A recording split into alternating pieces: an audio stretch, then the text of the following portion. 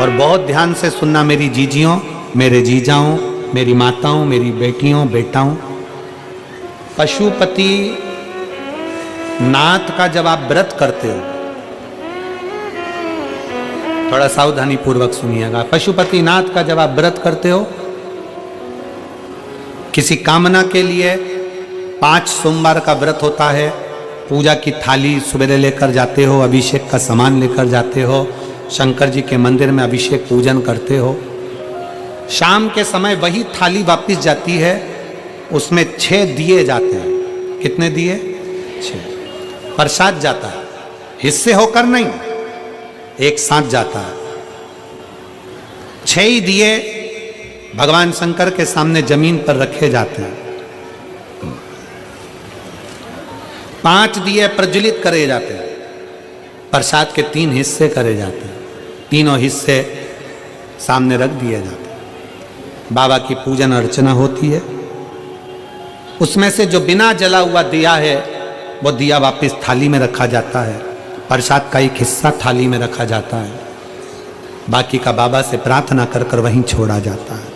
बाबा, आज मेरा पहला पशुपति व्रत है। कड़ैया में, भगोनी में तुमने जो प्रसाद बनाया है, जितना प्रसाद बनाया वो पूरा की पूरा मंदिर में जाना चाहिए।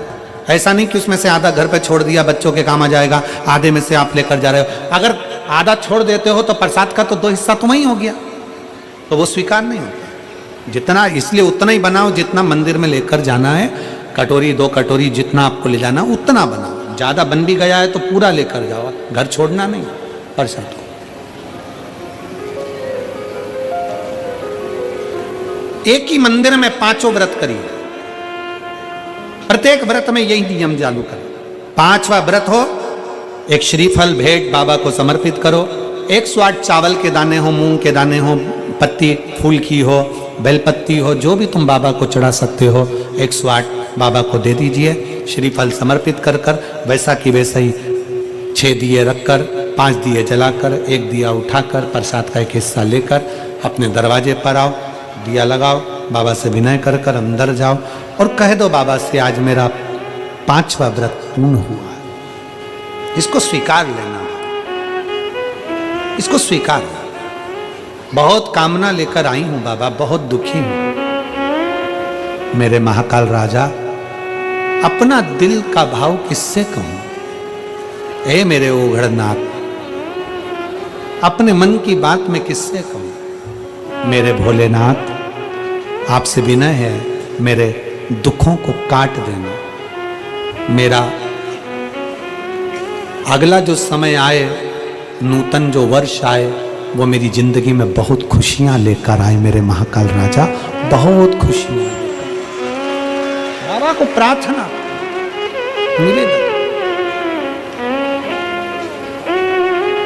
अब कई माताएं कहती है, गुरुजी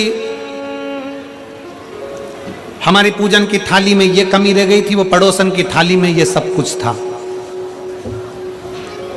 कोई माताएं कहती हैं कि हमारे पूजन में ये कमी रह गई, उनकी थाली में ये था। शिव महापुराण की कथा कहती है, पशुपति नाथ के व्रत में हल्दी ले जाना भूल गए, चंदन ले जाना भूल गए, या कुछ सामान ले जाना भूल गए, दिए जरूर होना चाहिए। प्रसाद का 3 हिस्सा जरूर होना चाहिए। बाकी का अगर कुछ भूल गए तो बाबा तुम्हारे अवगुण नहीं देखेगा, बाबा तुम्हारा गुण देखेगा, अवगुण नहीं देखेगा। बस उससे जाकर जब पशुपति व्रत करो ना, तो एक स्तुति उसके सामने जरूर करो। भोलेनाथ दया करना, मैं तेरे भरोसे हूँ। जिन जिन को आता है वो साथ में बोले, मेरे बाबा दया करना, मैं तेरे भरोसे हूँ।